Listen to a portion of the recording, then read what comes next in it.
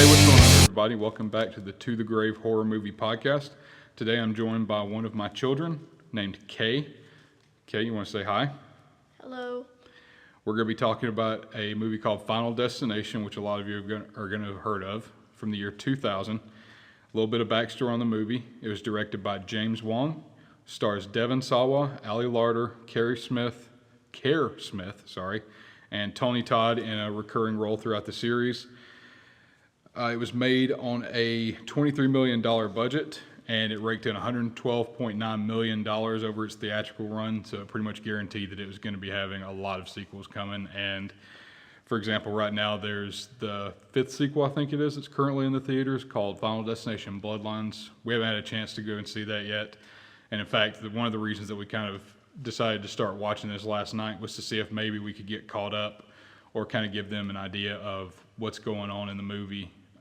Them being my daughters, K and A is what we're going to refer to them as, to kind of give them an idea of what's going on in the movie so that way they can have a frame of reference for the sequels. So maybe if we got the first, one or two movies in, they would be able to go along to the movie theater and understand the basic plot of what's going on and how the function of death works in the movie. Kay, you want to say hi? What did you think about the Final Destination movie, just overall? You don't have to give it a rating yet, just... It's pretty good. Yeah? Was it kind of creepy? A little bit. Yeah? When we were watching it, you were kind of freaking out at a few points because... I didn't want...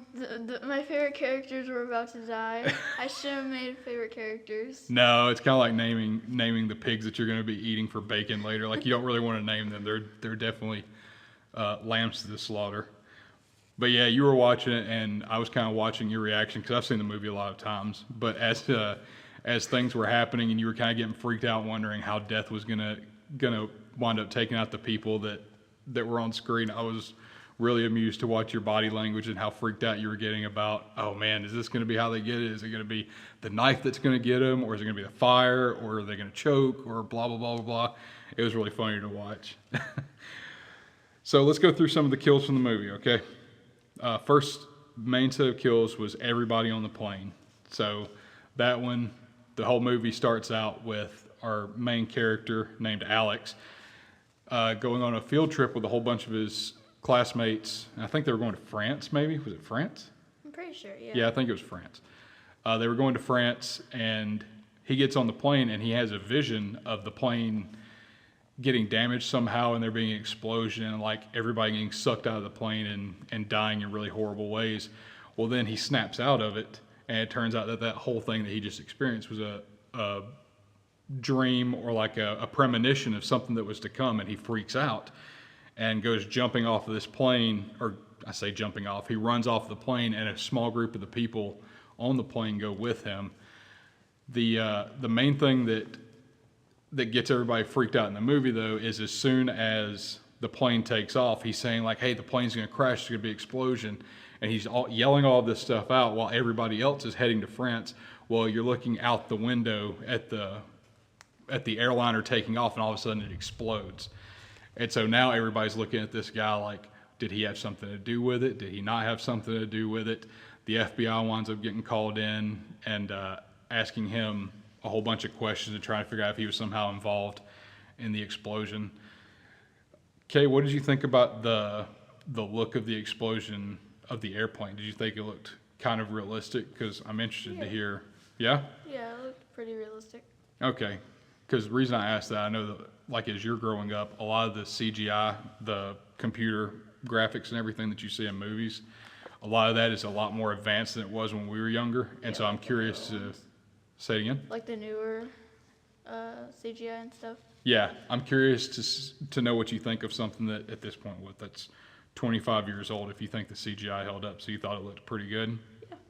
Okay, cool. So the movie carries on, and it turns out that by Alex having this premonition and them getting off the plane, they've essentially, in air quotes, cheated death. And so now death is coming back to get all the people that got off the plane and to correct itself because they shouldn't be around anymore. So after, I think it's like a couple weeks, 3 weeks later, people start dying. And the first one is one of the guys that got off the plane named Todd. He's in a bathtub mess. He was dressed, so I don't remember what he was doing in the bathtub. He was shaving. Remember, he cut himself. That's right. He nicked himself shaving, and then like a whole bunch of like shenanigans just happened. Right, a whole bunch of shenanigans take place, and he winds up with some kind of a cord from the shower wrapped around his neck, and he winds up starting to choke. I say starting to choke. He straight up winds up choking to death. And some people think that he committed suicide or like intentionally killed himself. Yeah. But they find out, how was it that they found out that he didn't do it himself? I'm trying to jog my memory. Was it like there was like marks from him trying to get it off? That's exactly what it is. It's so good having somebody on here with a better memory than me. This is so awesome. Yeah, that's what it was. He had like marks on his fingers, and that's when they went and saw the guy that was doing the autopsy, or not the autopsy, but like embalming him and everything, getting him ready for the funeral home. And that's Tony Todd's character, which is named Bloodworth in these movies. And he kind of tells them some of the rules for how death works, and that they're going to wind up all being killed, et cetera, et cetera. And he mentions in there that, Todd had marks on his fingers from where he had tried to get the cord from around his neck. And so Alex realizes, oh, well, that means he didn't intentionally try to kill himself if he was struggling. Like, why would you struggle if you were trying to kill yourself? Yeah. So next one we've got is Terry hit by the bus, which I know it was kind of a startling one, but it was kind of also just, outside of it being a really abrupt thing and kind of surprising, it was kind of a lame kill. Yeah. You know what I mean? Like, for anybody that hasn't seen the movie, or if you have seen the movie, just as a reminder, one of the girls that got off of the plane with them is talking about how she's going to live her life. And, I think that she says stuff like she's going to go and do her own thing or something like that. Yeah. And she goes walking in the middle of the street and just gets annihilated by a bus, like immediately, right out of the gate. And it was one of those, it actually got done a lot after this, where somebody will go walking somewhere and have a conversation with the people that are just off camera, kind of to lure you into a false sense of peace or not being worried about them. And then all of a sudden they just get obliterated by a truck or a train or something like that. Yeah. That actually picked up being done a lot more after this movie, but I think this may have been one of the first times it was really, really done that I can recall. But it was effective. There wasn't a whole lot to it. She just gets hit by a bus and you don't see a whole lot. There wasn't a whole lot of blood and gore, I don't think. Just kind of like, hey, I'm talking, bam, annihilated by a bus. What did you think about it? You thought it was kind of like I'm saying it was? Yeah. Yeah, it was a kill. It was nothing special though. Yeah. But the next kill is something special. Mrs. Luton, the teacher. So one of the teachers gets off of the airplane with these kids to try to get everything settled down at the beginning. And so she's the next in line, and probably need to bring this up. So Alex discovers at some point that the position that the people are dying in is how something on the plane would have exploded and would have hit each one of their seats as the explosion carried through and killed them. And so he's starting to discover, okay, so this is who's going to be next based on like the layout of the airplane. So it turns out Mrs. Luton is going to be the next one. And Alex goes there to try to, I guess, warn her or save her, but he gets picked up by the FBI outside, messing around at her car, looking super shady. He was very suspicious looking. He was like walking around the car, and the FBI pulls up and gets out, and they're like, what are you doing? And he's like, I'm just checking the tire pressure to make sure she's okay, or to make sure that there's, everything's safe. And they're like, get in the car. And then they just take him immediately away. Don't put him in handcuffs or anything, too. I noticed that, and I was really weirded out by it. I was like, why are we not putting this guy in handcuffs? Like, if you think he's possibly a murderer, he could have a gun or a knife or anything, but they just threw him in the back of the car, and we're like, nah, it's fine. He probably won't kill us. So Mrs. Luton is inside, chilling out, listening to some music. I think, so she has a record. It's John Denver is like one of the running themes in the movie. It's one of his songs. I don't remember which one. I'm not a big John Denver person, but she puts on the record and you hear the music start playing. You're like, oh no, Death's about to get Miss Luton. And all kinds of shenanigans go off. Her house she catches her kitchen on fire. something explodes and a piece of like glass, was it glass? Yeah, it was a piece of glass like went into her neck, and she starts like bleeding out. Yeah, it hit her in like the jug, and she just starts bleeding out all over the place. And then somehow Devin makes it back. Like, I guess this was a really, really fast trip to the FBI because they like took him away. I don't remember if he went and got questioned or anything, but Alex winds up coming back, and the teacher has a knife fall and hit her in the chest, but she's still kind of alive. And Devin's like, or I say Devin's the name of the actor. It's Alex. Alex is like, oh no, everything's going to be fine. Don't worry. And she's bleeding from the neck. She's got a knife sticking out of her chest, and her kitchen's on fire, and everything's just completely screwed up. And then something else falls while he's trying to save her and hits the knife that's already in her chest and like knocks it the rest of the way in and just wrecks her. Like that's the end of Mrs. Luton. Well, Alex decides to pull the knife out of her, and he's standing there holding the bloody knife, goes running out, and one of the characters named Billy happens to be coming by and sees him running out, and then the house explodes. And so Billy is obviously thinking that he had something to do with Mrs. Luton getting killed. And I think later on in the movie they mentioned that he's a suspect now because there were pools of blood that he stepped in that got, I think he called it caramelized, which is a weird word because that's something that happens with food. But it was I remember hearing the word and thinking, that's a really odd word to use for this. But basically it means it sealed his footprint in the blood, and now they have him as a suspect for all the kills. But Alex is able to prove himself to the other people that have survived, for the most part, that he's not actually at fault. He just knows what's coming. So yeah, Mrs. Luton's death was pretty rough. I think that was probably like one of the coolest. The worst, but also one of the coolest with how all the weird things happened to get her there. Don't you think so? Yeah. Yeah. Next, we've got Billy getting hit by shrapnel. So one of the characters, and actually this is one of the very few I didn't write down, but it's like basically a jock character, says that he doesn't care whether he lives or dies or not, and he parks his car on a railroad track, and everybody's trying to get out of the car. They wind up getting everybody out, long story short. And Billy is played by Sean William Scott, which I know probably doesn't mean a lot to you, Kay, but he was in a lot of movies growing up, American Pie, that kind of thing. So I recognize him from a lot of things. And so he gets out and he's giving this whole monologue as the train is passing about death and wanting to live and all that kind of stuff. And the train hits a piece of metal that came off the car, I guess, and it turns into this giant like death blade flying through the air, and it comes through and it hits him right in the head and just decapitates him. I think you said that was one of your favorite kills, right? Yeah. Yeah, it was a really good one. And it was, what do you think about the special effects on that? That actually looked pretty decent to me. Yeah, it was quick.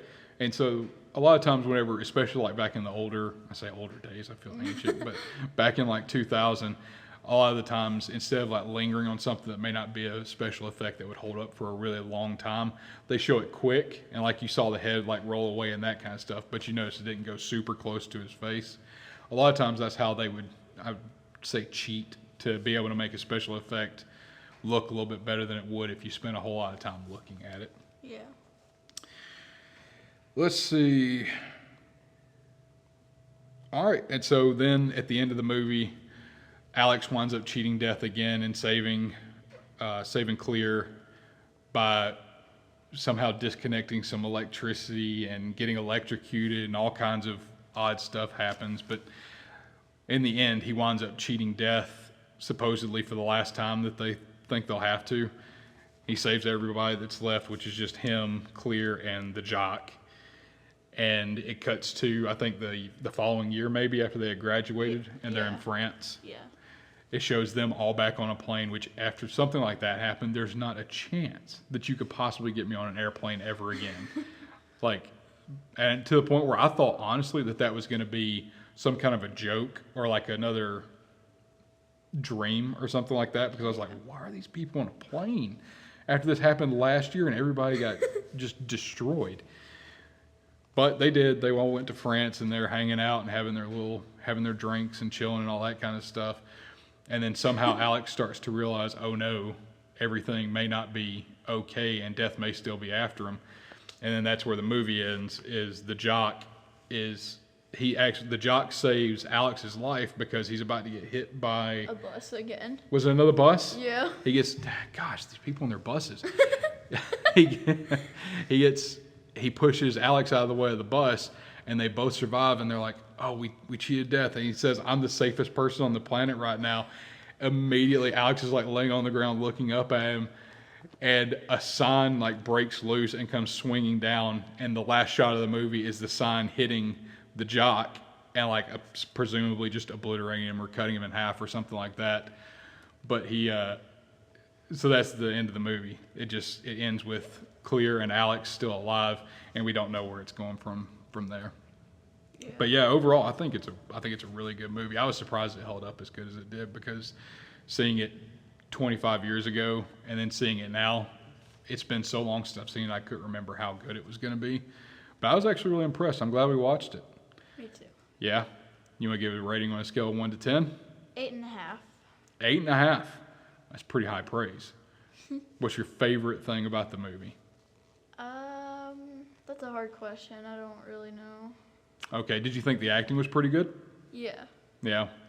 I think overall the acting was really good too. There was nobody that stood out as just being like a terrible actor or actress. So yeah, acting good, special effects good, blood and guts, there's plenty of that in it. It did have one scene in it, so just since I'm talking about this with my daughter, I'll mention it. There's one scene that I call look away, where we have them look away because something's happening on screen, and Alex has a certain type of magazine that kids would never be looking at, and it cuts across the screen real quick. It's only on there for like maybe 2 or 3 seconds, but when we saw where it was going, we just had them look away real quick, and then that was really all that was in the movie that was something that we don't usually let them watch. I can't remember. It's a scene when he's in his bedroom. So if you see him in his bedroom, like looking for something to read, that's when you'd want to be prepared to have the little ones look away, because there's like one scene of nudity in it. But other than that, I thought it was pretty.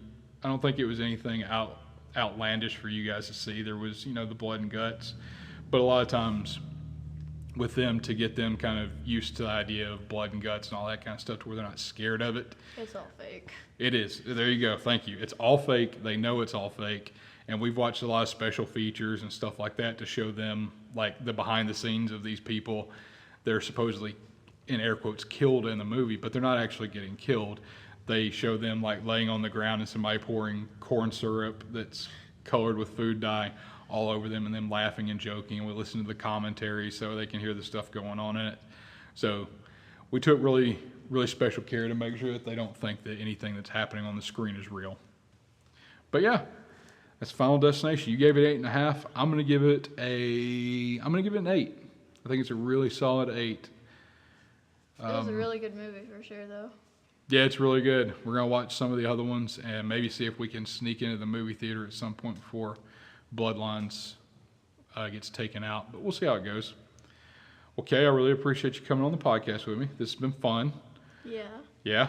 You gonna do this again, you think? Yes, definitely. Maybe in between each one of like the regular episodes, I'll have you or maybe your sister or something like that drop on, and we'll do more reviews and let you guys talk about the stuff that we watch. Sound good? Yep. All right, this was the To the Grave Horror Podcast. I'm Casey. This is Kay. Kay, say bye. Bye. All right, you guys take care.